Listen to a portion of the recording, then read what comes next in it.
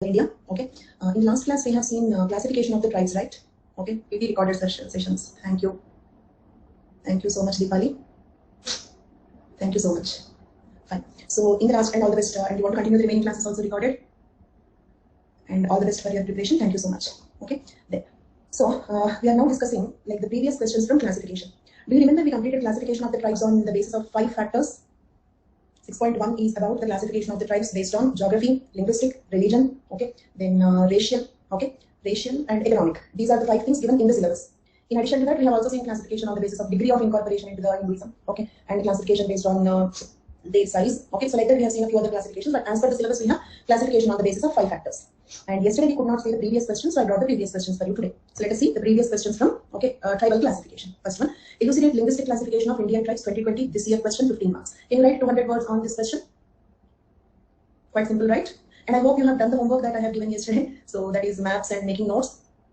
Do that because this is very important question. Okay, and also scoring because it's not a kind of analytical or something next. Same question, linguistic classification of the Indian tribes repeated again 2013. Okay, linguistic classification. Same way, biogenetic variations of Indian tribes means what you have to write? Biogenetic variations of Indian tribes means 2014 and 2016. Yes. So, yes, exactly. This is equal to racial. That is equal to ethnic. Okay. Any of the 3 words, you have to write the same answer. Okay. Ethnic elements in Indian tribes, or racial classification of Indian tribes, or racial elements in Indian tribes, or biogenetic variation of Indian tribes, same thing. Why biogenetic is equal to racial? Why biogenetic is equal to racial? Because different races are biologically different, isn't it? Aryan, Dravidian, Mongoloid, Proto-Australoid, do they differ biologically? Yes, race is a biological phenomenon. Okay, and do you remember in 9.5 paper 1 we have discussed formation of races? Do you remember that question? Okay, formation of races. Okay, how the races are formed? Same thing, Hardy-Weinberg law. First mutations will occur. Okay, then if they are selected, for example, black skin color mutation occurred. It is selected by the nature. So they survived. Then they migrated to Africa. Or okay, let us suppose because humans are originated in Africa. Okay, let us assume humans originated in Africa. Some of them got a white skin color mutation. Understanding the story? Some of them got a white skin color mutation. Okay, they migrated to some other place. Migration. In the place where they got migrated, they got isolated. Isolation led to inbreeding, sex selection, social selection. If you remember, these are the other words that we have used. Then finally, they became different from the original group from where they got migrated. So that became another race. So do you remember the story of race formation? And here I want to make you alert on one point. Okay, in 9.5, when they are asking the questions about environmental and genetic factors in race formation. Okay, many people are getting confused with the question and they are writing about the racial criteria. Racial criteria are different, race formation is different, so you don't get confused. Okay, so when I conduct tests, I noticed this is one place of confusion. Like on the road somewhere it will be written that accident prone area, right? So like that we have some confusion prone areas where most of the students are committing mistakes. This is one such area. Are you clear about it? Racial criteria different, race formation is different. Race formation means mutation, migration, selection, Hardy-Weinberg story or synthetic theory story. Okay, but racial criteria means what we have discussed. Yes, good afternoon. So biogenetic variations 2 times repeated. Okay, both the questions 2 times repeated. Okay, so total it is equal to 4 previous questions. Okay, but not only this, other classifications are also equally possible. For all classifications, 6.1 question is map compulsory. Okay, map tables, right? And we move on. So 6.1 completed. 6.2 problems of tribal communities. 6.2 problems of tribal communities. In this, land alienation. What do you mean by land alienation? Is land alienation, land displacement same?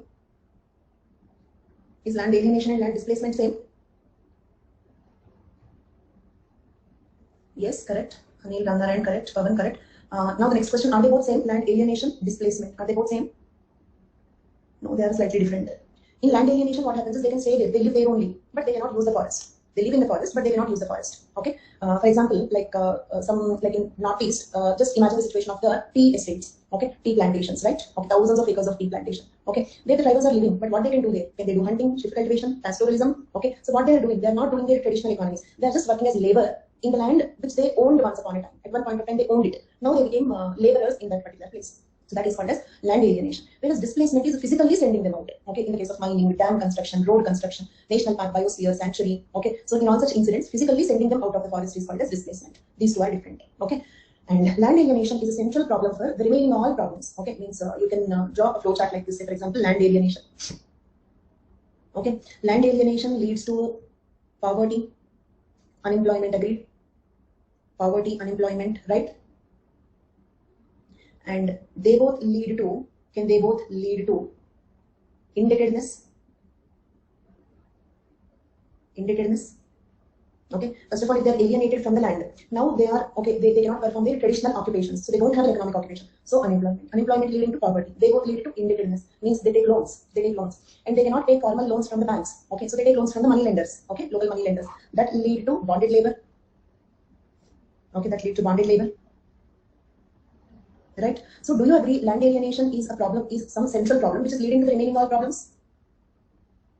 Okay, so one is land alienation. Okay, it leads to poverty, that leads to indebtedness. Okay, and that leads to unemployment also, underemployment. Okay, and low literacy. Answer this question: if the tribals have access to their original traditional occupation, do they need literacy at all? Do they need literacy at all? For example, are the centennials literate? But they're living their life. They're educated. Educated means what? Okay, they know how to live their life. They know about the fish better than us. They know about the swimming better than us. They know how to live in the forest than us. They have education about their life. Okay, they don't need literacy education, this technical education at all. But once they are alienated from the land, then low literacy becomes a problem. Agreed? If they are not alienated from the land, low literacy is not a problem. But if they are alienated from the land, then low literacy, poor educational facilities also will become a problem. Is it clear? Okay. Then health and nutrition. Health and nutrition can be because of two reasons. One is when they continue to live in the forest. Okay, because they are living in the remote areas. They cannot cultivate everything in the forest, right? So they cannot have a balanced diet. So in the shift, like in the hunting gathering, whatever they get, they have to eat. Okay, or if it is shift cultivation, if they can cultivate some small tubers, that's all they have to eat. They cannot have a protein, carbohydrate, vitamin-rich, balanced diet, isn't it? Because they don't have access to all forms of the nutrition. Agreed? And they suffer from frequent food shortages.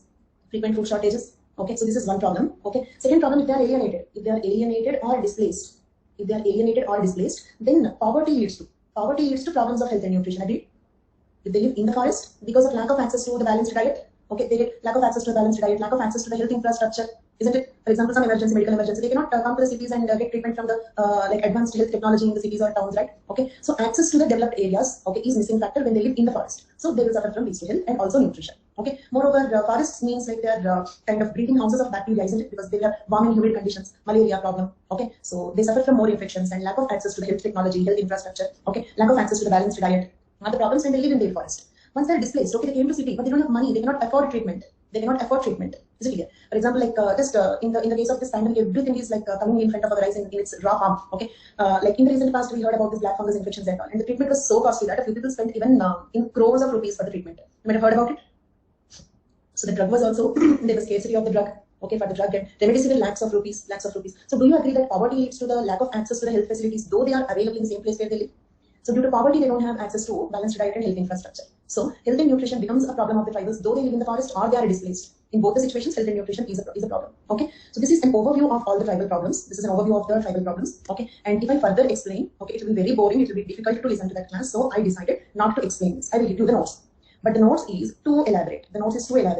If you get doubt about how to write effective answers for this topic, okay, you can go through Anthropology Demystified book by Akshat Shreni. Okay, so in that book, okay, like some answers, it's question and answer. The notes is more elaborate. You will have more points in our notes, but more points can be problematic for you, right?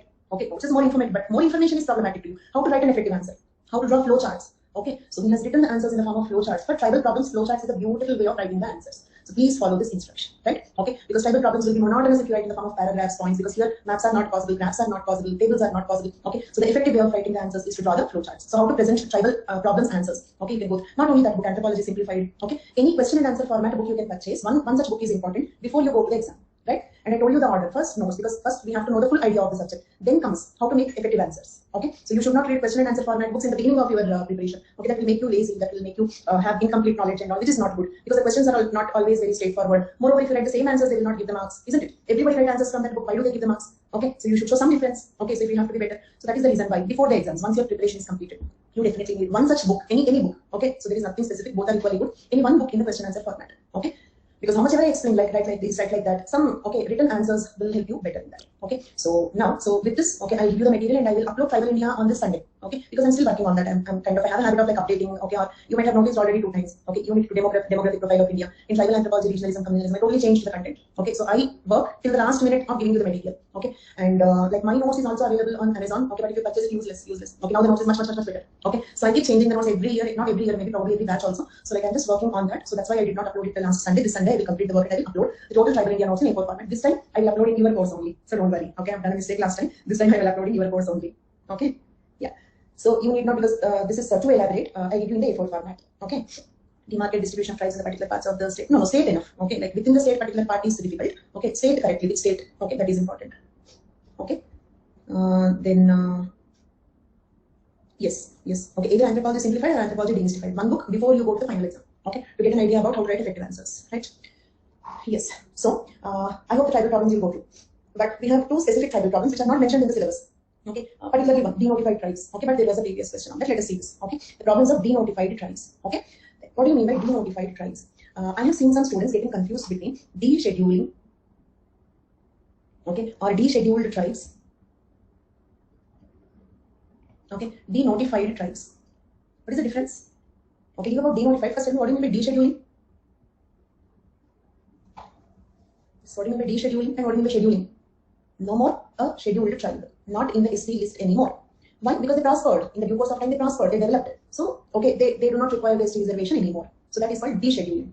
Okay, not included in the ST list enough. Okay, constitution is too right, but too broad word. Okay, right? Okay, in a way right only, technically speaking, but it's too broad word. Okay, so kind of like where are you means in the universe, somewhere in the universe. Okay, not like that. Okay, in the ST list. So that is descheduling. But denotified is different. Denotified is, they are also known as Vimukta Jati. Denotified tribes are also called as Vimukta Jati. They got Vimukti, freedom. Okay, they are communities that were listed or notified as born criminal by British under the number of laws. Means what? Britishers, okay, labeled, okay, some tribes as born criminals. Understood? Okay, so it's very much a deviation of the human rights, isn't it? Okay, very derogatory usage. Born criminal. How can somebody be a born criminal? Okay, so that was the Britishers' approach towards the tribals. Why they hated the tribals so much? Because tribals were very rebellious against the Britishers. So they both did not like each other. Okay, they have their own reasons. Is it clear?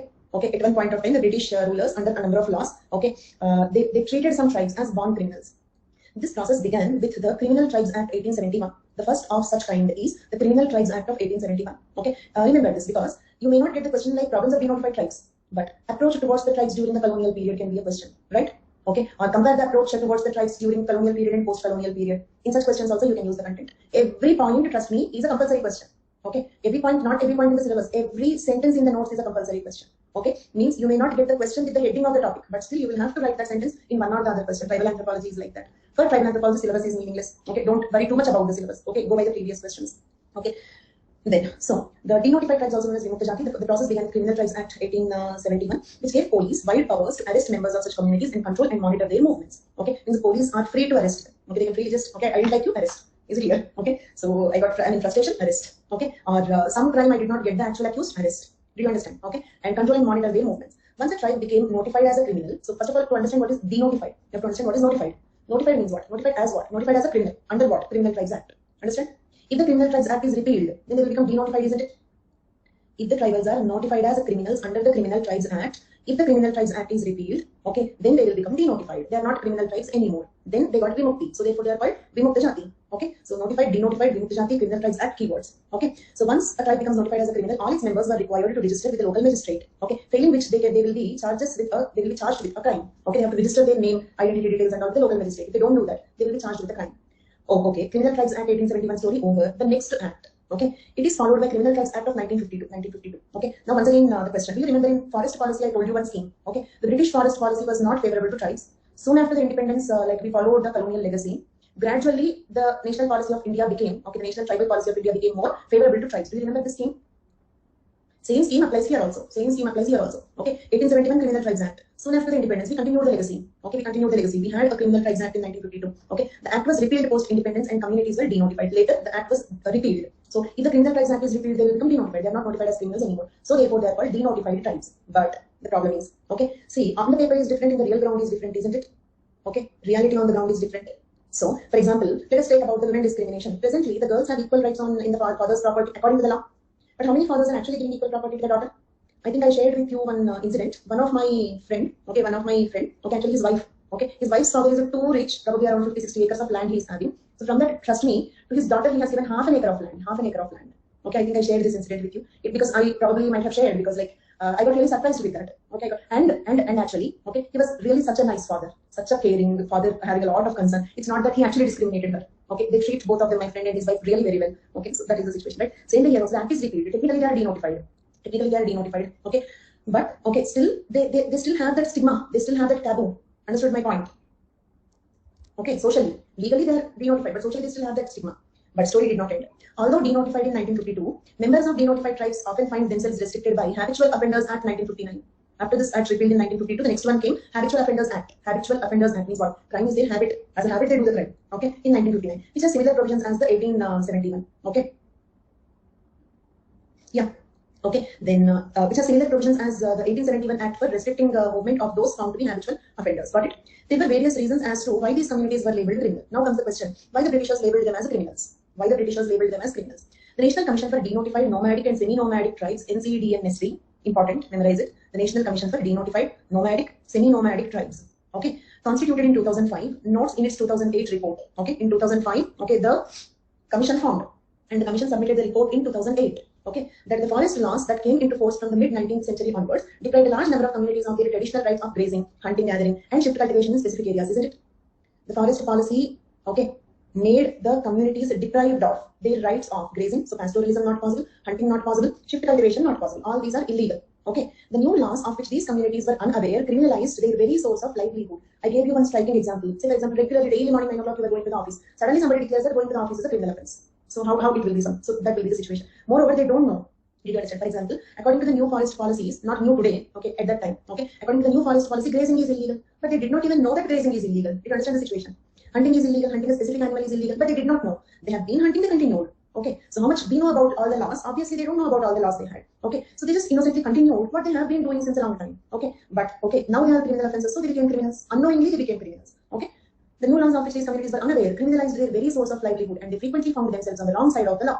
Law mostly found themselves on the wrong side. When the forests were cleared by the British for commercial use and forest communities asked to contribute to labor, some communities resisted and they were declared as criminals. Okay. Second reason is the Britishers cleared the forest. Why? For industrial purpose or for plantations or something. They wanted the tribals to work as labor. Some tribals resisted, so they labeled them as criminals.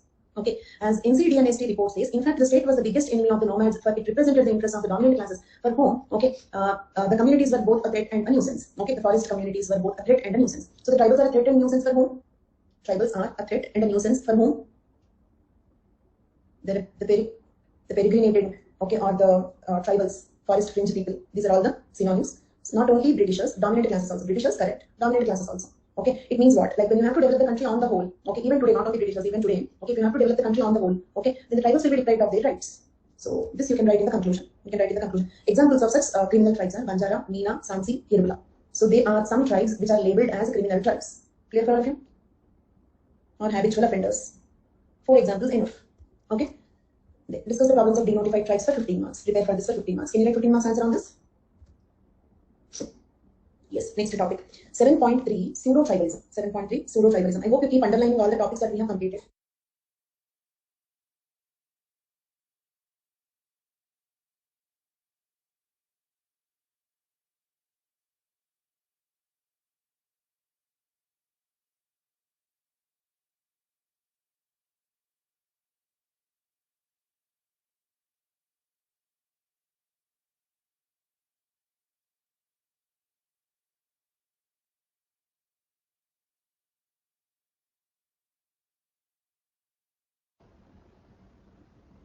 You able to hear me? Yes. There was a power cut. Okay. You may again have 1 or 2 minutes break in between. Okay. Fine. So we are discussing pseudo-tribalism, right? Fine. Okay. So can you tell me what is pseudo-tribalism? Just from the name. What is pseudo-tribalism? Guess from the name. Faking it. False. Not proper tribal. Okay. For example, if you try to create a fake ST certificate, can I call it as pseudo-tribalism? If a non-tribal try to create a fake ST certificate, okay, then so a non-tribal projecting himself as a tribal is nothing but pseudo-tribalism. But why he will do that? Tribals are very undeveloped. Okay, like why somebody for reservation benefits, for welfare schemes? Yes. Okay. So pseudo-tribalism refers to the concept of non-tribal caste groups. Okay, I hope you remember tribe is different, caste is different. Is it here? Tribe, caste, continuum we have seen. Tribe is different, caste is, there are 2 different concepts. And tribe, caste, continuum says tribes will become castes. Okay. Then, so pseudo-tribalism refers to the concept of non-tribal caste groups claiming the scheduled tribe's social status to enjoy the unintended concessions and privilege in the fields of education, employment, and developmental activities. This is the definition of pseudo-tribalism. Clear? Then, so now story over, actually definition over. Then how to elaborate this answer? Examples of, okay, the case studies or examples of pseudo-tribalism. Let us see that. One interesting concept is the concept of tribe varies from state to state. It means what? A community may be ST in one state and it may be SC in another state. Same group can be OBC in another state. Understood? Same tribe. SC in one state, ST in one state, OBC in the other state. Example, Lambadas or Banjara or Sugari. Regional names. In some places they are called Lambada, some places they are called Banjara, some places Sugari. All the 3 refers to the same group. Okay, same group. They are ST in AP, but they are classified as SC in Karnataka. In Union Territory of Delhi, okay, Karnataka and Delhi, and OBC in Maharashtra. Got it? ST in AP, SC in Karnataka, Delhi, OBC in Maharashtra. Okay, fine, very good. In what way it is an example for pseudo-tribalism? So, if the Lambada group migrate from Maharashtra to Andhra Pradesh, if they migrate from Maharashtra to Andhra Pradesh, can you call it as pseudo-tribalism? They just migrate to AP enough. They will get ST status. Like that, okay, a huge number of Lambadas migrated to AP. A huge number of Lambadas migrated to AP. Then you may ask me what is the problem? So what? Okay, see, why they are declared as OBC in Maharashtra? Because they are developed. Means what? The same group living in Maharashtra developed. Okay, so now there is no more need of a helping hand for them. They're not eligible for ST reservation anymore. So if a more developed group migrate here, then you will have underdeveloped Lambadas who were living in AP and developed Lambadas who migrated from Maharashtra. So if they both have access to same reservations or concessions or privileges, who can grab a larger share of it? Who can grab a larger share of it? Migrated population that are advanced, developed. Okay, STs only. Okay, but Ananya, my question is, Lambadas are STs in AP. Okay, OBC in Maharashtra, they migrated to AP. Okay, so the migrated people are more developed ones. Now they also get ST eligibility. Okay, so if they have common access to some reservations, job reservations, educational reservations, if they both are made equal, the developed ones can grab a larger share of it. So the actual intended people will remain deprived. That is the problem of pseudo-tribalism. Clear for all of you? So here the pseudo-tribalism is by a simple mechanism of migration. This is one example. Let us see more examples. Okay, Kocha community, which is synonymous of Yerukula tribe in the list of scheduled castes in Karnataka state, and in AP they are ST. Yerukula in AP they are ST. In Karnataka they are SC. So from Karnataka to AP, if they migrate, they get ST eligibility. So this is another example of a similar concept, migration. Pseudo-tribalism by migration. You can take a subheading like that. Pseudo-tribalism by migration. For that, this Lambada and Yerukula are examples. Clear? Can I proceed to the other examples? I did not use the subheading, but you can use the subheading by migration. Okay, and many times I told you use as many subheadings as possible. Are there any provisions to keep a check on this? No, we don't have. Okay, that is the loophole in the law. Actually, we have rules like, say, for example, if non-tribal compete for a piece of land, okay, then the non-tribal should show the proof, but the tribal need not have a proof at all. So between tribe and the non-tribe, okay, clearly the laws are favoring the tribes. But if the competition is among the same group, which law can protect them? Understood the point? Right to movement, right? Okay, so no law can protect them. That is actually, okay, like if non-tribals deprive them, we have clear laws to protect them. But if the tribals, the same tribe that too, deprive them, the law cannot protect them. Okay, that is the main problem of pseudo-tribalism. Okay, third example. Gaudu is a ST within the agency tracts of Andhra Pradesh, but they are not recognized as ST in adjoining states of Orissa, even though they are predominantly found in tribal areas of Orissa state. Same concept. Okay, Gaudu people migrating from Orissa to AP. Pseudo-tribalism by migration. Okay, clear? So these are the three examples of pseudo-tribalism by migration. This kind of anomalies lead to immigration of the identical.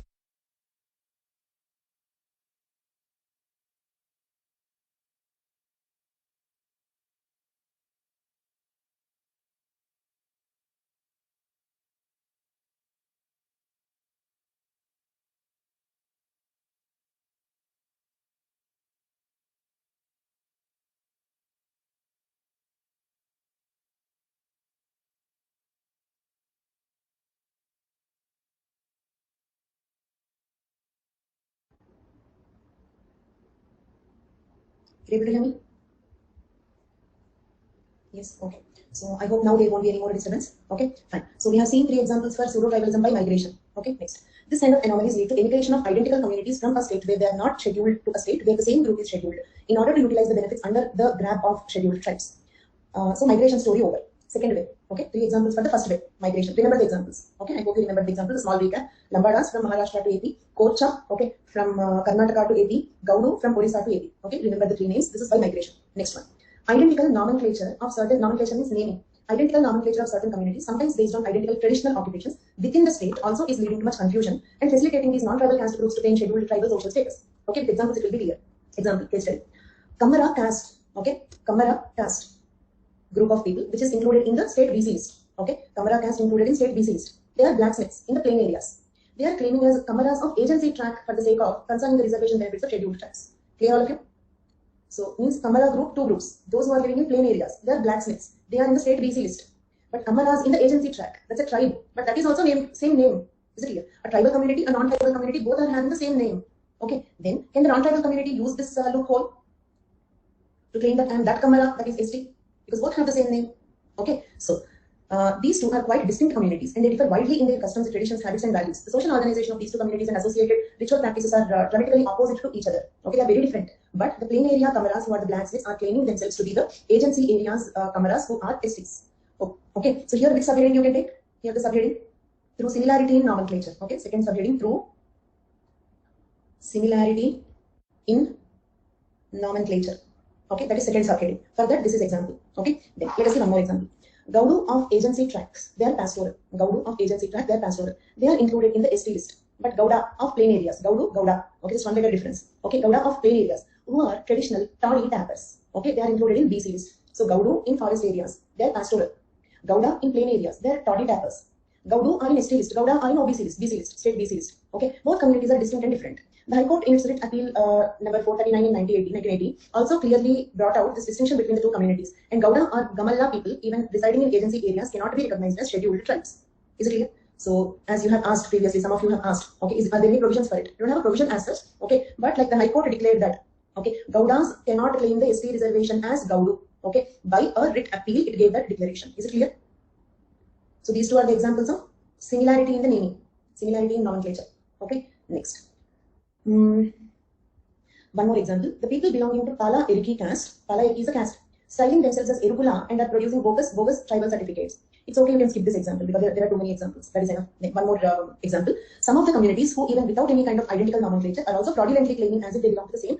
Some of the subdivisions as mentioned under the generic names of the main groups. For example, okay, Lingadhari Koya under Koya. Is it clear? Means what? Actually, ST definition is like this. Okay, I'll give you the proper ST definition in constitutional safeguards, but it goes like this. Okay, a tribe or a tribal community or a group within. Okay, group within or a part of the community. Understand my point? A tribe or a tribal community or a part of or a group within the tribe or a tribal community. These are the sentences used in ST definition. I repeat, a tribe or a tribal community or a part of or a group within a tribe or a tribal community. Okay, can be scheduled as an ST. Okay, by notification. So that is how the definition proceeds. Understood my point? So only one group can be a tribe. Okay, so same way, Lingadhari Koyas, they are not tribes. Lingadhari Koya, that is not a tribe. But they are claiming as if they are one group of the Koya tribe. Got it? They are claiming as a group of Koya tribe. A group within the Koya tribe. Clear for all of you? Yes, you are able to hear? Okay.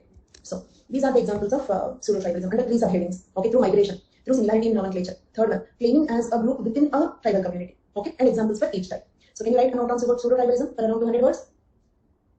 Next conclusion. There is mushrooming growth of sham tribes. Sham means pseudo. Sham is another word for pseudo. Sham tribes mean pseudo tribes. To enjoy the unlimited concessions and privileges in the fields of education, employment, and developmental activities. Unless this process of pseudo tribalism is strictly controlled, the genuine tribals cannot be developed as envisaged in the constitution. Clear?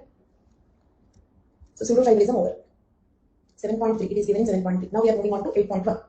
Okay. 8.1. 8.2 we have already completed. Now 8.1. Okay.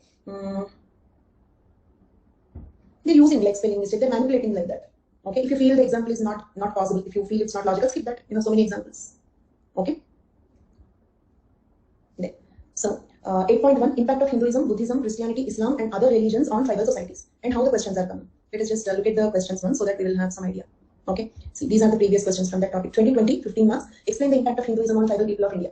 Describe the impact of Buddhism on tribal populations of India. Impact of Christianity on tribes. Islam and matrimony. Impact of Christianity among Indian tribes. So like this, the questions are very simple and straightforward, right? So now we are proceeding with, okay, the impact of different religions one after the other. Let us start with Hinduism, okay, because Hinduism is a major religion in India, okay, and also because it is 2020 previous question, okay.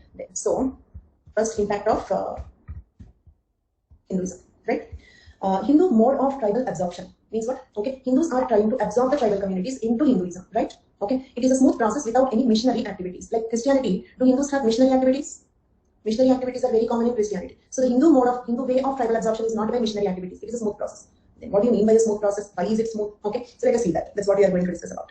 Hinduism is compatible with tribal culture. They need not leave their cultural values completely to be Hinduized. Do you remember I said this yesterday? Okay. First point, we have snake, we worship snake, elephant, cow. So we have animal worship. We worship tulsi, neem, so many trees. We have plant worship, Dashatara's concept. Okay, so they don't feel alien to Hinduism. Second one, okay, the tribal goddesses also can be included into the Hinduism very easily because they will become a few more among the hundreds of crores of gods we already have, right? Okay, so Gond, Dil, Gonij. Okay, so this is Gonij. Sorry, you have to correct it. If I remember, I will correct it in the notes. If I forget, remember it is Gonij. Okay, Gond, Dil, Gonij in central India became sufficiently Hinduized. These are some examples of the tribes that are Hinduized. Clear? Next point. Few tribes have even adopted the caste system who are called the scheduled castes and they represent the concept of tribe caste continuum. You know this point, right? I told you this many times. How the SCs came into being. Because traditionally in the caste system or Varna system, we have only till Sudra. Then SCs are not Sudra. How they came into being with tribal absorptions. So it is that point only. Next. Gond, Dil, Gonij, Tharu, according to S.K. Srivastava, and Khasa tribe, according to D.N. Majumdar, adopted Kshatriya culture, means Kshatriyization. So is Kshatriyization a Hinduization? Is it Kshatriyization? Of course, Kshatriyization is a Sanskritization, okay. But it is also a form of Hinduization, right? So coming into Hinduism. Kshatriyization seems to be the most popular among the Sanskritization among tribes. Not only tribes. Kshatriyization is the most popular mode among the Sanskritization. We remember this because Brahminization is not attractive. You should not drink liquor, you cannot eat meat. Okay, reading Vedas and all, not very interesting, not very royal. Okay, so Kshatriyization, all luxury is permitted, all enjoyment is permitted. Okay, but still royal life. Okay, so Kshatriyization in general is the most popular form of Sanskritization, even in general, and also among the tribes. Okay, Sachidanand in 1964 speaks about the Hinduization of Orayon tribe. So this you can write as a case study. Sachidanand in 1964 gave an example of Hinduization of Orayon tribe and the role of Tana Bhagat movement in it. Two keywords. Name the tribe about which we are discussing. Orayon tribe. And there is a movement called some movement, revolt movement, unrest, Tana Bhagat movement. Tana Bhagat is a tribal community in Indian state of Jharkhand. They are related to historical Tana Bhagat movement in 1914. Tana Bhagats were formed by Orayon saints, Jatra Bhagat, Turiya Bhagat. Can I say that these are messianic movements? Messiah, do you remember? A charismatic leader in a movement. Okay. Tana Bhagats were formed by Orayon saints called Jatra Bhagat, Turiya Bhagat. Okay. They initiated this movement. Okay. They initiated and they led this movement. Tana Bhagats opposed the taxes imposed on them by the British and they staged a satyagraha. Even before Gandhi's satyagraha movement. Clear? This Tana Bhagat movement is a movement against what? Movement against taxes imposed by the British. What kind of a movement it is? Civil disobedience movement, satyagraha movement. Timing even before, okay, the Gandhiji's satyagraha. The movement was anti-zamindari, anti-missionary, anti-British. Is it? Anti-zamindari, anti-missionary, anti-British. Why anti-missionary? See, actually when they hated the Britishers, they hated their religion also. Understood? Do you remember I said, if the tribe is taking up one religion, there can be two reasons. First reason, if they are attracted by that religion. Okay. Second reason, if they are repelled by the other religion. I hate Christianity, so I will become a Hindu. Or I hate Hinduism, so I will take up Christianity. Understood? And why they hated Christianity? What they know about Christianity? What could be the reason? Simple. Okay. See, for example, in general also, when you hate somebody, you hate every aspect of them, isn't it? Okay. We don't like any aspect of them. So when they hated the Britishers, they hated Christianity also, their religion also. They didn't like anything about them. So they got attracted to Hinduism. Clear? Here the point is not attraction towards Hinduism. Point is hatred on Christianity. Okay. Tana Bhagats are followers of Mahatma Gandhi and believes in ahimsa. Okay. Because there is a reason with civil disobedience movement. Satyagraha is a non-violence movement. And can you also write it in tribal unrest, tribal movements, contribution of tribals in the independence movement? So that is the reason why you may not get one question, one heading that I have given you may not get. But every point in the notes is in one or the other question you can use it. So the tribal anthropology is like that. It's a unique content in anthropology. Understood my point? So it's not only impact of Hinduism. If the question is the role of tribals in the, it was also a previous question. The question that I'm telling you now, the role of tribals in independence struggle. Did you see this previous question? The role of tribals in the independence movement. So for that also you can write this. Tribal unrest you can write this. Messianic movements you can write this. Okay. No. Okay. They staged satyagraha. Okay, before Gandhiji's. Okay. Not only influenced by Gandhi, similar path I said. Okay, they're followers of Gandhi because it continued. It did not end then. Started then, it continued. Okay. So later they became followers of Gandhi. Okay. There. So Tana Bhagats followed Kuruk or Sarna Dharam. Okay. Tana Bhagats followed which Dharam here means what? Faith. Dharam means religion. Faith Dharam in this context means religion, isn't it? They followed which religion? Sarna Dharam or Kuruk Dharam. This is not Hinduism, but similar to Hinduism. Okay. Which has a tendency similar to Hindu religion. Clear? Tana Bhagats followed a faith which was called Kuruk or Sarna Dharam, which is not Hinduism but very similar to Hinduism. G.S. Bhatt describes the role of Brahmins in Hinduization and explained with a story popular among the Bhils. This is an interesting story, but I believe I told you this story already. Bhils, just listen to the story, you need not read this. Bhils believed that, okay, Parvati is a Bhil girl. Okay, Bhils believed that Parvati is a Bhil girl. Okay, then they had a practice of bride price, bride wealth. And Lord Shiva, I hope you're following the story. Lord Shiva wanted to marry Parvati Devi. Okay, and Bhils are believing that. Bhils believe that Parvati is a Bhil girl. Okay, and Shiva wanted to marry her. And because they have a practice of bride price, they demanded bride price from Shiva. And Lord Shiva refuses because often Lord Shiva is portrayed as a very poor god, right? Vandals in the graveyard. So he is not a god who has a lot of jewelry, not a rich god. Okay, like some other gods, right? So obviously he refused to give any bride price. But he marries, kind of forcibly marries Parvati Devi. Then the Bhils were angry about this act. And what they will do is they kills Nandi, Shiva's bullock, isn't it? They kills Nandi, Shiva's bullock, with the belief that Nandi's shoulders contain lots of precious pearls and jewels. Understood? Okay, Shiva did not pay anything. So they believe that Nandi contains lots of pearls and jewels in its shoulders. So with the hope of getting those pearls and jewels, they kills Nandi. Okay, obviously Shiva is angry also. He's very popular to easily get angry and easily calm down also. Bhola Shankar we say, right? Okay, hence Lord Shiva cursed them to lead a life of poverty and misery. Okay, Shiva curses the Bhil tribe, okay, to live in poverty and misery. But given a vardhan that theft for them invites no sin. It means they can do theft. Even if they do the theft, it will not invite any sin. They will not get papa karma. So theft is not papa karma for them. Do you remember in karma theory, the same karma is a sin for some people but not a sin for the others? Reading Vedas is not a sin for Brahmins, but it's a sin for Sudras, like that. Theft is not a sin for them. That is vardhan given. Okay. They even today consider themselves as thieves of Mahadev. They consider themselves as thieves of Mahadev. Okay. Right? I hope you all followed the story and have some questions to ask you from the story. Is the story clear for all of you? First question. Okay. Not legalizing theft. Not legalizing theft. Can you tell me something related to that? Something related to Anil's answer? It's not legalizing theft, but it is legitimizing the Criminal Tribes Act, isn't it? Legitimizing the Criminal Tribes Act, right? So, okay, so they are calling themselves as thieves of Mahadev. Okay, so Hinduization is a slow and smooth process means what? Smooth process without missionary activity. Do you remember that sentence? Smooth process without missionary activity. Okay, then I raised one question. Smooth means what? Is it soft or means what? Smooth means what here? Okay, by spreading such stories among the tribes. Understood? Spreading such stories among the tribes. If we don't spread the story, how do they know about Shiva and all? There are tribes living in the forest, isn't it? By spreading such stories among them. Understood how it is a smooth process? So they believe in these stories. Okay, second question. Can you also, like say for example, if Lord Shiva married Parvati Devi, okay, Parvati is a bill girl, so Parvati became, just like in Kshatriyization, I gave you an example, when Chhatrapati Shivaji got Kshatriyized, his caste group totally got Kshatriyized. Do you remember that example? Same way, if Parvati is Hinduized, all bills will be Hinduized, all bills will be Hinduized. So this story also helps in Hinduization of the Bill tribe. The story also helps in Hinduization of the Bill tribe. So two links, legitimizing the Criminal Tribes Act and Hinduizing the tribe. Okay, Hindu mode of tribal absorption. So is Hindu mode of tribal absorption clear? Yes. And if you do not like this story, if you feel that no, Hindus will not do like that, it is a false story, then don't blame me, blame GS Bhatt. Okay. Then next, more than a dozen versions of Ramakatha among many tribes is an indicative of the effect of Hinduization. Okay. Also, like in Ramayana, Mahabharata and all, there are episodes of the main characters spending some years in the forest, right? When Rama, Sita, Lakshmana, all of them लिख सकते हैं. Okay, but just like me, use the name of JS Bhatt. Okay, use the name of JS Bhatt. Okay, then so, but one more thing, you don't write explicitly like that. Just write the story. Okay, the inner strategic meanings and all that I told you between us. So you need not write that explicitly, right? Did you understand my point? Don't write that this is legitimizing the Criminal Tribes Act. Did you understand? It will be there implicitly. Whatever the examiner wants to understand, he will understand. Some movies will be there, no? Like they will leave the conclusion to us. Okay, we can decide what. So the examiner will decide. So first, the story explained is a story exemplified by G.S. Bhatt. So you are not writing it. Second one, still if you have a doubt, okay, don't be explicit on that. Don't write that it is legitimizing the criminal right. In fact, true. It's good that you have asked me this question. Not only here, anywhere. Okay, don't make such direct, explicit statements in any matters of controversy or contradictions, etc. Clear? Like Aryan migration, okay, or secularism in India, okay, or communalism in India, okay. So institutional communalism, Hindu mode of tribal absorption. So these are all sensitive matters. So don't make explicit statements like that. Mob lynching, cow lynching in the beef consumption. Okay, so avoid explicit statements. That's all. Okay. Then so. Next, dogmas, rituals, and beliefs are also adopted like vegetarianism, giving up human and animal sacrifices. Okay. See, impact means two things. One impact is conversion. It means, for example, if I'm positively influenced, I will convert. For example, if Christianity impresses me, I will convert. Okay. So one first level influence is in the level of conversion. Impact. Second level is okay, converted. Now what is the impact? Converted, what is the impact? Okay. The dogmas, rituals, and beliefs are also adopted like vegetarianism. It means what? Some tribals started practicing vegetarianism as preached in Hinduism. Giving up human and animal sacrifices. They were doing human and animal sacrifices, they stopped it. Okay. So these are some impacts on the tribes that got Hinduized.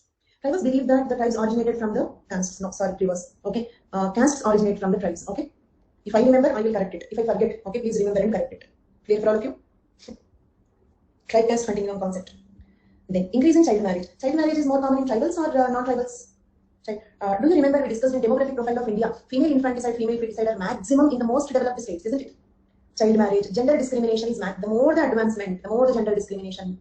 Higher the advancement, higher will be the gender, not only feticide, infanticide, that is due to technology, that is due to technological availability. Okay, but there is another logic also. Higher castes are more Sanskritized, isn't it? Do you remember I told you two meanings of the word Sanskritization? One meaning of Sanskritization is lower Varna imitating higher Varna. Then I raised one question if you remember. Then call it as imitation only. No, why Sanskritization? What is the reason for that word? Simple. The Brahmins will follow the Sanskritic textbooks. So when they imitate tribals, when they imitate Brahmins, they will also start following the Sanskritic textbooks. Understood? That is the reason why Sanskritization word is used. Otherwise, why Sanskritization? Simply call it as imitation, right? Understood the logic? So, higher the caste, more will be the influence of the culture. More will be the influence of the Sanskritic textbooks like Manusmriti. Okay, all these things will be more influential on higher caste. So, tribals have an egalitarian society. The tribal women enjoy equality, isn't it? Do you also remember highest sex ratio in the tribals? Highest sex ratio. It was a GS paper 1 question. Okay, the sex ratio is highest among STs, followed by SCs, followed by OBCs. Why? Explain. This was a previous question, GS paper 1. Have you gone through this question? Seen this question anywhere? Okay, so that also you can write from this. So highest gender discrimination in highest castes. Okay, so because of the impact of Hinduism, okay, there is an increase in the child marriages, decrease in the permissiveness of the tribal women. Means what? In higher castes, maintaining the purity of the women is very important, isn't it? Strict monogamy with reference to means polygyny is permitted. Okay, at least socially. not considered as such a serious concept in the society. But a woman having a relation with the other man, especially after the marriage, is not at all pardonable in our society, isn't it? Okay, it is considered as a more serious matter. Okay, so but tribal women, it is not like that. Tribals in general have flexible marriage rules, isn't it? So tribal women originally are more permissive, but because of the impact of Hinduism, the tribal women decrease in the permissiveness of the tribal women. Understood? Decrease in the permissiveness of the tribal women. And decline in bride wealth. See, bride price is more common among tribals, dowry is more common among non-tribals, Hindus. So now they also stopped bride price and started dowry. They stopped bride price and started dowry. Introduction of money economy. They had simple barter system, reciprocity. Do you remember substantivism, formalism? Substantivism, formalism means I remembered yesterday in the new batch, I started unit 3. And I took that part that I have already completed in your batch. That is economics versus economic anthropology, formalist versus substantivist debate and all. Okay, so you can continue from today to continue the leftover part of unit 3. And tomorrow I will also continue with unit 4. So the unit 3, unit 4, which got missed in between due to my COVID infection then, okay, will be covered. So probably you will have to attend 3 classes in the new batch, starting from today, tomorrow, day after tomorrow. From today, 3 to 4 classes, right? There. So cash transaction and, substantivism. In the primitive societies, they follow substantive economy, subsistence economy. So now money economy introduced to them. Cash transactions and matrimonial alliances. Lambadas even started taking services of a Brahmin priest for their ritual needs like marriages. Lambadas are inviting a Brahmin priest to appreciate their marriages like a Purohit in the marriage occasion.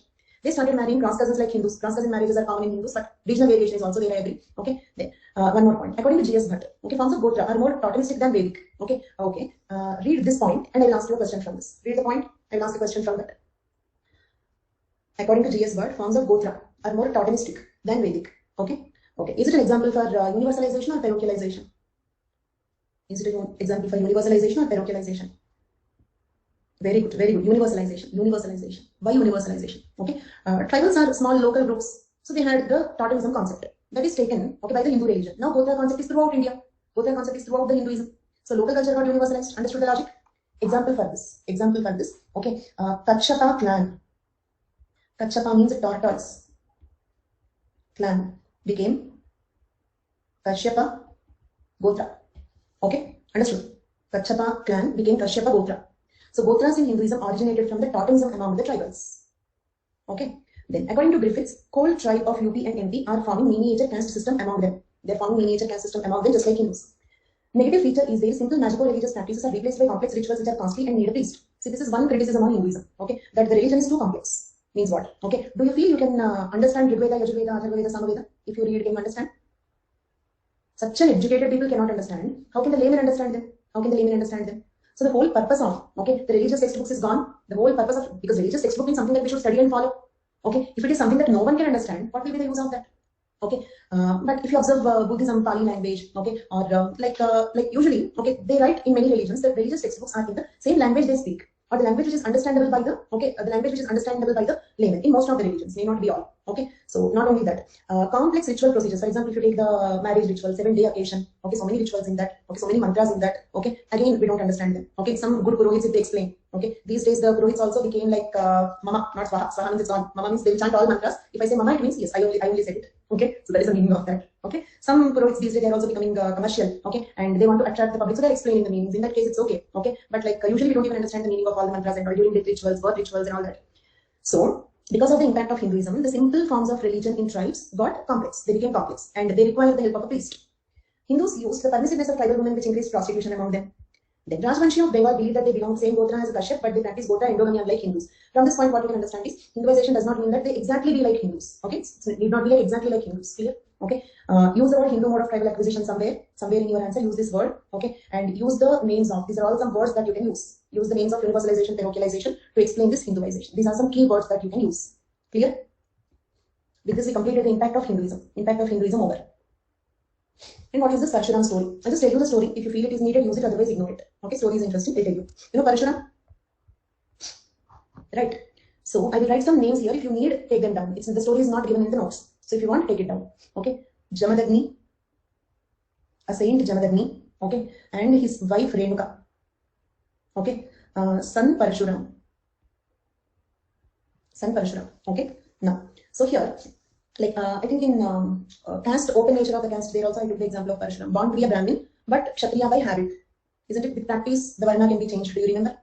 With practice, Varna can be changed. In that I have given this example. By birth, Brahmin. By practice, Kshatriya. Okay. Then by birth, Brahmin, because he's born to a saint Jamadagni. Okay. And his wife Renuka. Right. Now, that story over. This is another story. Interesting. Let us see. So in one incident, okay, Renuka happens to see, okay, a man. She happens to see a man, right? Okay, outsider, not Jamadagni, some other man, accidentally. Just happens to see, no relation, nothing. Just happens to see an outside man, not Jamadagni, not her husband. Understood? So is it stuck? Is it stuck? No. Okay. So what happened? She happened to see a man other than her husband. Okay. So now the polyandry at that time was so seriously curved. You know Ramayana story also. Sita Devi had to enter into the fire to prove her purity. Right? Okay. So it means by chance if she is not pure, she would have died, right? So it means, okay, a possible relation or just happening to see a man other than the husband was an offense which could be even punishable by death. So seriously it was taken. Okay. So such times. Understood my concept? Yes, clear for all of you? So if you really had a relation, better you die. That's the meaning of entering into the fire. If you are pure, come out. Otherwise, die, no you. Okay. So same case happened here also. Similar case. She happened to see a man, and Jamadagni, okay, requests the sons, okay, to kill the mother. To kill the mother. Here, no fire. Kill the mother. Why the mother to be killed? Because she happened to see a man. Remaining sons refuses this request. They will say, no, we cannot kill the mother. It's a sin. Okay, killing mother is a very big sin. We cannot do that. But Parashuram agrees to do that. I hope you are following the story. Yes. But Parashuram agrees. Okay, but he gives a clause to Jamadagni. He gives a clause. I will kill my mother, but I need one kind of vardhan. What is that? After the death, okay, terms and conditions applied. Okay, after the death, my mother should be worshipped as, okay, mother of all goddesses. My mother should be worshipped as mother of all goddesses. Okay, that's why, okay, like Renuka Devi is known as Renuka Illamma. Illamma, Illa plus Amma. Illa means all. Okay, mother of all goddesses. Right? That is the clause that he keeps. And he kills. So the Vardhan applies. So Renuka became Illamma, that is mother of all goddesses. Clear till now? Okay. And so now mother of all goddesses means this includes the tribal goddesses also. This includes tribal goddesses also. Right? So Renuka Devi became the mother of all goddesses, including tribal goddesses. And Renuka Devi is considered as an incarnation of Parvati. Renuka Devi is considered as an incarnation of Parvati. Right? Understood? So, okay. It means Parvati became the mother of all goddesses, including the tribal goddesses. Parvati became the mother of all goddesses, including the tribal goddesses. And Parvati Devi is the wife of Lord Shiva, a Hindu goddess. So, what happened? All tribal goddesses got Hinduized, isn't it? All tribal goddesses got Hinduized. So, the tribes got Hinduized. Understood the story? I repeat the story. Jamadagni, Renuka and their son Parashuram. Jamadagni wanted the sons to kill the mother. Other sons refused, but Parashuram agrees to kill. But some clause he keeps. The clause is after the death, like Paramveer Chakra, after the death. After the death, my mother should be worshipped as the mother of all the goddesses. Okay. So even today, Renuka Devi is called Renuka Illamma. Okay. This all goddesses include tribal goddesses. Later, this Renuka Illamma is considered as an incarnation of Parvati Devi. Okay. So Parvati Devi became the mother of all the goddesses, and Parvati Devi is a Hindu goddess. So all the tribal goddesses got Hinduized, and automatically the tribes also got Hinduized. So what is Hindu mode of tribal absorption? By spreading stories like this, among the tribes, so that the tribes believe that they are Hindus. Okay. So they believe that they are Hindus. And writing the story is optional. I don't even think that the word limit will permit you to write this story. Okay, because the story is interesting. I just wanted to tell you, that's all. Okay, so you can totally ignore this. Right. Then, so with that, impact of Hinduism completed, and also with that, the 2020 previous question completed. Can you all write the 2020 previous question? Impact of Hinduism on the tribal populations of India. Next, impact of Buddhism. A major breakthrough occurred in 1956 after some 30 years of untouchables of Dalit agitation when Dr. Bhimrao Ramji Ambedkar, the leader of untouchables within the Congress, declared that he was converting to Buddhism as a way to escape from the impediments of the Hindu caste system. I told you this point already. Okay, so Ambedkar declared that he is converting into Buddhism to escape from the impediments of the Hindu caste system. He brought with him masses of untouchables, also known as Harijans, Dalits and scheduled castes, who mostly came from Maharashtra and Uttar Pradesh. By early 1990s, there were 5 million Buddhists in Maharashtra, 79% of the total Buddhists in India. Okay, why Buddhist population is more in Maharashtra? Because of the influence of Dr. B.R. Ambedkar. Clear? So on the whole, Buddhism is having only a marginal influence on the Indian tribes, but in some places, due to such incidents, the impact of Buddhism is more. Almost all recent conversions were from the lower caste. Okay, almost all the recent conversions into Buddhism are from the lower caste groups. Hill areas of Northeast India, West Bengal, Assam, Sikkim, Mizoram, Tripura, okay, the high Himalayan valleys, Ladakh district of Jammu and Kashmir, Himachal Pradesh, northern Uttar Pradesh are influenced by the Tibetan Buddhist refugees who fled from the Tibet with the Dalai Lama in 1959. Is it clear? So one place is Maharashtra due to Ambedkar's conversion. Another place is Northeast and North due to Tibetan refugees, okay, who fled from Tibet with Dalai Lama in 1959. So the Tibet proximity is the reason for that. Okay, and also locate this in the map. The two places where Buddhism influence is more. And what is the logic? Why in Maharashtra? Why in the North and Northeast? Clear all of you?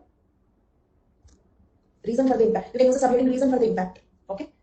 It traced the conversions into Buddhism, making it the 5th largest religion in India. The form of Buddhism practiced by Himalayan communities and the Tibetan refugees is Vajrayana Buddhism. It's a part of Mahayana Buddhism. The impact is decline in alcoholism. Okay, converted. Okay, here also the impact is in 2 levels. One is first attract them for the conversion. Second one, okay, converted. So what? Okay, because of the conversion, what happened? Okay, one is decline in alcoholism, simplification of marriage ceremonies, abolition of ruinous marriage expenditure, greater emphasis on education, and heightened sense of identity and self-worth. Okay, means what? When they are treated as untouchables, they don't have self-worth, isn't it? They cannot find self-worth. They feel that they are worthless people. So Buddhism encouraged the identity and self-worth among the tribal communities.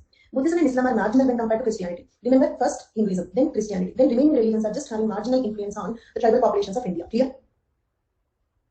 Then, adopting these religions lead to severing their culture completely, which they never wanted. Okay, can mention about nature-man-spirit complex. Okay, nature-man-spirit complex. Here, what is important? Not nature, spirit. It means what? They don't want to leave their animistic beliefs.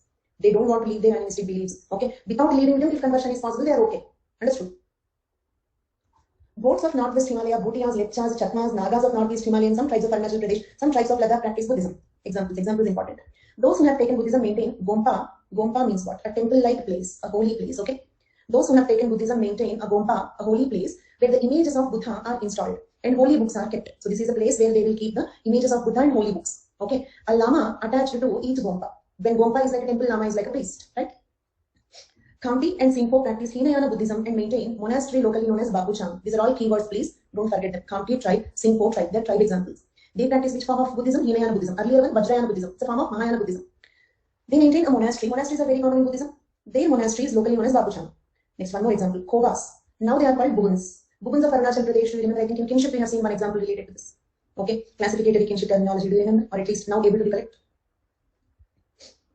So Kovas, they are now known as Buguns. Monpas, Sheridupens, okay, probably Pavan, okay, but the point is this also have taken some source, so probably there can be some similarity. If you know more details about it, you can use your knowledge, okay. So these are not the points that I have written on my own, so they are taken from some standard source. So they might have given like this probably because there will be some difference between the two. Maybe Vajrayana is more closer to Mahayana than Hinayana, so probably because of that. If you know more specific details from your ancient history or any other subjects, you can use your knowledge, not at all, okay. So probably here it could be a broader sense, maybe, okay, more different from Hinayana, more similar to Mahayana, something like that it could be, okay. So Kovas now known as Buguns, Monpas, Sheridupens, these are all tribe names, okay? Kova, Monpas, Sheridupens of Arunachal Pradesh combine their Buddhist and animist beliefs. This point I told you already. They don't leave their animistic belief, they just add gods. Tribals usually don't have a problem with adding one more god, but they are not ready to leave their culture. Okay? More gods, they believe extra security. Understood? So they don't have a problem in adding Buddha or Shiva. Some god is okay, come, no problem, but don't take away my god. So that is the tribal approach towards other religions. If any conversion demands leaving my god, then I don't want to know. Okay, so that is their approach. They combine Buddhist beliefs with their animist beliefs. They follow nature worship, pray numerous local deities. They retain nature worship. They worship their local deities, perform animal sacrifice, and also follow Buddhism and employ a lama to perform their rituals. Understood? Like mixture. They're not totally shifting. Do you remember yesterday I said tribal religion conversions are incomplete in 2 ways: group level, individual level. Do you remember? Group level, because in one tribe some of them can get converted to one religion, the other portion, some other people may get converted to the other religion. Individual level, they continue their religious beliefs, but they add one more religion. Okay. The reason for the influence of Buddhism on tribes of Arunachal Pradesh and other northeastern states is because of the proximity to Tibet, where Buddhism is a major religion. Okay, so with this, impact of Buddhism completed. Can you write about this? Impact of Buddhism completed. Okay. Right. So 2020, 2019 questions completed. We have to discuss the impact of the other religions. Okay. Next one. Okay. After Buddhism, next one, impact of Islam. Okay. Impact of Islam, you can go through this. Okay. This is very simple. You can go through this, but I will discuss this topic: matrilineal and Islam. Okay. I will discuss this topic, matrilineal and Islam. It was a previous question. It's a case study. It's a book. The book title is Matrilineal and Islam, Religion and Society in Lakshadweeps. Clear? So first mark up the book title. And we have 8 more minutes. And even if it is 3-4 minutes extra, I will complete this matrilineal and Islam today. Is it okay? I'll complete this case study today. Probably it could be some 2-3 minutes extra. Okay? Then. And the basic impact of Islam, you can go through that. That's quite simple. There's nothing in that. Dubey, who did this case study? Leela Dubey. Okay? Leela Dubey. You know S.C. Dubey? S.C. Dubey, you might have studied the contributions in Unit 4. His wife Leela Dubey. Okay? And with the assistance of Abdul Rahman Putti, with the assistance of Leela Dubey, with the assistance of Abdul Rahman Putti, okay, studied about this concept of matrilineal and Islam. I'll ask you some questions, keep memorizing the names. Leela Dubey, Abdul Rahman Putti, okay, concept name matrilineal and Islam, where Lakshadweeps, okay, in particular in Albany Island, okay, a tiny island in the Lakshadweep group of the southwestern coast of India. Is it clear? Okay, so can you name who did this case study? Who did the case study? Little fast. Leela Dubey. With the assistance of Abdul Rahman Putti. Topic name, what she studied there, Matrilineal and Islam, where Where which place? In Lakshadweep, particularly Kalpani Island. Okay. Then here, the 2,620 inhabitants are descendants of Kerala Hindus. Okay, probably converted to Islam in the 14th century, long after the migration to the islands. Okay, who are they? They were Kerala Hindus converted to Islam. Kerala Hindus converted to Islam. Remember that. Kerala Hindus converted to Islam. Okay. Then here, the problem is, a specific central problem in Kalpani is, what has happened to the system of, no, they are tribal populations only. Tribal populations. This is impact of Islam on tribals. Okay. In Lakshadweep Islands, there are many, okay, let me tell you one more point. Okay. The point that we left here, okay, look at here. Lakshadweep is the only region where there is complete conversion into Islam. Okay. This is like before the starting point. I wanted you to read the impact of Islam, right? But because the conversation came, I'll just tell you one point. See, Maharashtra, Northeast are the places of Christian impact, right? Buddhist impact, right? Buddhist impact is maximum Maharashtra, Northeast. And we know the reasons. Then what is the place where you have maximum Islam influence? What is the place where you have maximum Islam influence? Lakshadweeps. Why? What is the reason? What could be the reason? Okay, what is the reason for influence of Buddhism in Northeast? What is the reason for the influence of migration from Arabian countries, right? Arabian countries influence. Here it is Arabian countries. Okay, proximity to Arabian countries. They Northeast Buddhism influence proximity to Tibet. Same way Lakshadweep Islam influence is because of the proximity to Arabian countries. So Lakshadweep is the only region where there is complete conversion to Islam. 7 Muslim tribes are living there: Koya, Malvi, Melacheri, Manikfan, Thakurfan, Thakru, Raveri. So these are the 7 tribes only in Lakshadweep who got Hinduized. It means what? On the whole, impact of sorry, if I say Hinduism, I'm sorry, slip off my tongue because many times I said Hinduization and all. So the same flow continuing. Okay, so the impact of Islam is marginal on Indian tribes, right? So whatever few tribes that got influenced by Islam, most of them are in Lakshadweeps. You have to mug up these names, okay? Mug up these names. The Muslim tribes of Lakshadweeps. Clear? Yes, all of you? And Muslims constitute 96.58% of Lakshadweep population. Muslims constitute 96.58% of Lakshadweep population. Islam came to Arabian Sea Islands from southern Arabia and the Malabar coast. Okay, can we proceed? Now coming to the Islam and matrimony case study. Okay, they are discussing about her book. The book title is Matrimony and Islam, Religion and Society in Lakshadweeps. Yeah, okay. There. So her specific central problem in Kalpani is what has happened to the system of matrimony as a result of strongly male-oriented Islam religion. Means what? Look at here. Do you remember the point that they are the descendants from Kerala? Okay, they are the descendants, migrants from Kerala. Okay. Migrated from Kerala. So do they have an influence of matrimony? Why? Because regionally, leave Arab, okay, for some time leave Arab, okay. So this is not about religion, this is about descent, okay. This is about descent because in Kerala there are many matrilineal tribes, matrilineal castes, tribes or groups, okay. Kerala matrilineal is predominant, okay. We studied about Nayar, but not only Nayar, there are many matrilineal communities in Kerala, okay. So Kerala, okay, based on the geographically, okay, means based on the region, okay, or geographically,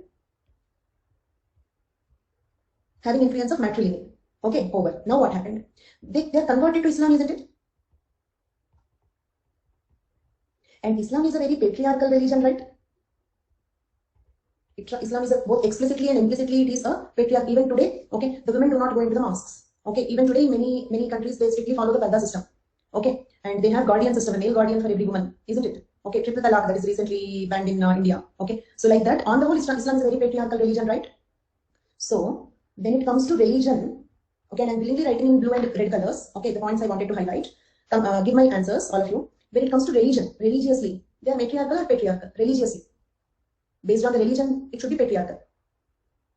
If you consider the religion influence. But if you consider the regional influence or geographic influence, then they are matriarchal. But matriarchal word is not correct, right? Do you remember I said we don't have matriarchal societies? Do you remember? Mother's brother is there in between. Okay, uncle comes in between, right? Okay, so matrilineal we have to say. That they are Avanco-Protestant. Okay, matrilineal, Avanco-Protestant, not matriarchy. So matrimony is a phenomenon, matrilineal is a society. Okay, so matrilineal, patriarchy came into competition, isn't it? Two opposite values came into, they both collided. So Leela Dubey's curiosity is what happened. Okay, what is the consequence of this interaction? When two opposite values coincided here, what happened? Okay, which one wins the competition? Matrilineal wins or patriarchy wins? Did you understand the logic? Islam wins or matrilineal wins? No, you need not give the answer because whatever you give the answer, you have to write what Leela Dubey said, right? So let us see what Leela Dubey said. Okay, so because logical answer does not work out here. Okay, because this is a case study by Leela Dubey based on some observation. Okay, understood? Is the question clear? Her specific central problem in Kalpani is what has happened to the system of matrimony as a result of strongly male-oriented Islam religion. If the question is clear, I will give you the answer. Question clear for all of you? And her observation is matrilineal wins. Matrilineal wins. Okay, wins does not mean in general. It means this is not a generalization. Every time matrilineal and Islam comes in conflict with each other, the matrilineal only will win. It's not a generalization. It's an observation. What happened in Kalpani? Her observation is matrilineal wins, like wins in Kalpani, right? Understood? Clear? Then how can you say this? Okay, like they have two types of property. I'll keep asking you the questions. Retain the concentration, please. They have two types of property. One is that is ancestral property. The other property is earned property. Do you remember that Khasi tribe Khatu practice it is applicable only to the ancestral property? Do you remember that? In Khasi tribe, the property goes to the youngest daughter, but that is applicable only to the ancestral property. Same way here. Okay, they also have two types of property. Ancestral property gets inherited only from the mother to daughter. Where? In Kalpani Island, Lakshadweep. Ancestral property inherits only from the mother to daughter. Then father can inherit property, but only if he earns something in his lifespan. Clear?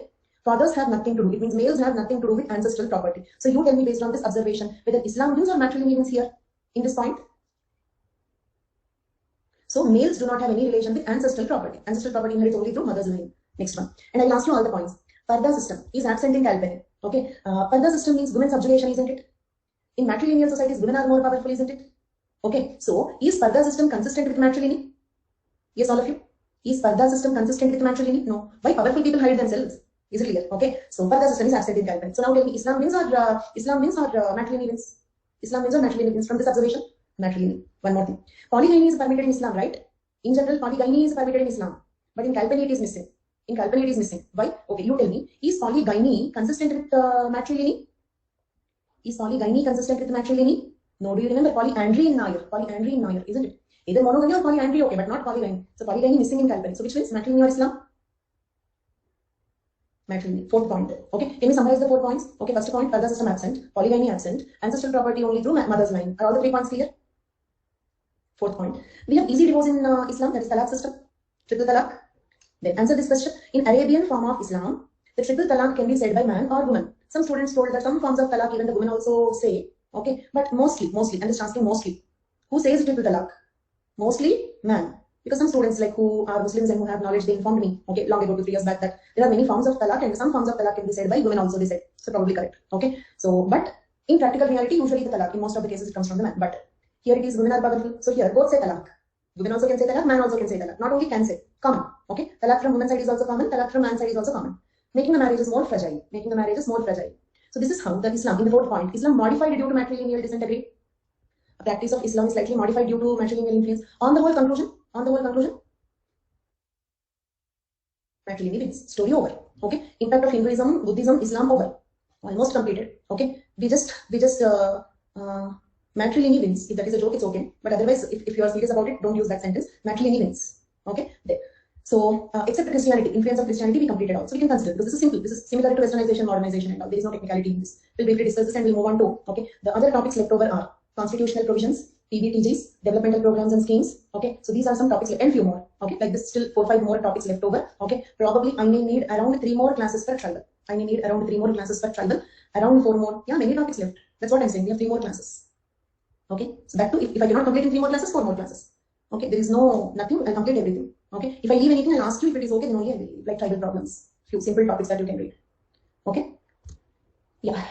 So my estimation is 3 more classes for tribal and around 4 classes for archaeology. In 7-8 classes, we will be completing this class. Completed, you can leave. If any of you have any doubts, you can ask me. Take up applied human genetics. Yes, applied human genetics also have to take. I'll let you know. Okay, but if I don't let you know, please remind me once again, Anuja. Okay, if I forget, please let me know. Before the course is completed, if I forget, please let me know. Okay, any more questions? Today's 8 o'clock class, you can. Because I left with 1 class of economic anthropology. Current affairs of tribals, till the time I am taking the course, I am including it. Okay, more current affairs, you have to keep reading the annual report of Ministry of Tribal Affairs. Okay, Ministry of Tribal Affairs annual report. But okay, till the time that I am discussing, I am including the points. Universalization, parochialization. We discussed it, right? That is in Indian anthropology, we discussed. I said you can use those words here to make the answer effective. Okay. Thank you, Anuja. Bye. Yes, any more questions?